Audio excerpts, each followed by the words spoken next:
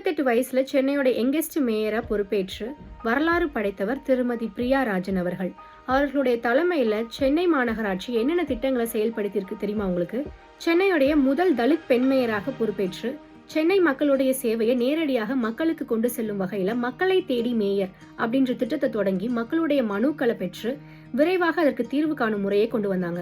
பெண்களுடைய பொருளாதார முன்னேற்றத்திற்காக இலவச திறன் மேம்பாட்டு பயிற்சி மையங்கள் அமைத்து தையல், ஆரி, பியூட்டிஷியன் போன்ற பல பயிற்சிகள் வழங்கினாங்க. என்பவர் திட்டத்தின் கீழ் சென்னையில பெண்களுக்காக 39 பிரத்யேக உடற்பயிற்சி கூடங்கள் அமைக்கும் முயற்சி தொடங்கப்பட்டது. சென்னை கார்ப்பரேஷன் ஸ்கூல்ஸ்ல மாணவர்களுடைய மனநலனை மேம்படுத்த ஹாப்பி கிளாஸஸ் மற்றும் போட்டித் தேர்வு, நீட் பயிற்சி வகுப்புகள் தொடங்கப்பட்டு அரசு பள்ளி மாணவர்களுடைய உயர்கல்வி வாய்ப்புகளை மேம்படுத்தப்பட்டது. வெள்ள பாதிப்புகளை குறைக்க மழைநீர் வடிகால் பணிகள், சாலைகள் மற்றும் உட்கட்டமைப்பு மேம்பாட்டு பணிகள் தொடர்ந்து கண்காணிக்கப்பட்டு விரைவுபடுத்தப்பட்டன. ஒரு பெண் அரசியல்ல இருக்காங்கன்னும் பொழுது அவங்கள சுத்தி ஒரு சின்ன வட்டம் போட்டுறீங்க. அந்த வட்டத்துக்குள்ள அவங்களை எப்படி அடக்குறீங்க?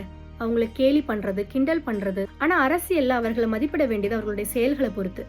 தனிப்பட்ட அவர்களுடைய கேலி பெயர்கள், கிண்டல்கள் மூலம் அவர்களை மதிப்பிடணும் அவசியம் கிடையாது. மக்களோடு மக்களாக நின்று கிரேட்டர் சென்னை கார்ப்பரேஷனோட இன்ஃப்ராஸ்ட்ரக்சரை நவீனமயமாக்கிய ஒரு மேயர். தடைகளையும் விமர்சனங்களையும் தாண்டி தனக்கென ஒரு அரசியல் அடையாளத்தை உருவாக்கிய பெண் மேயர் திருமதி பிரியா ராஜன் அவர்கள்.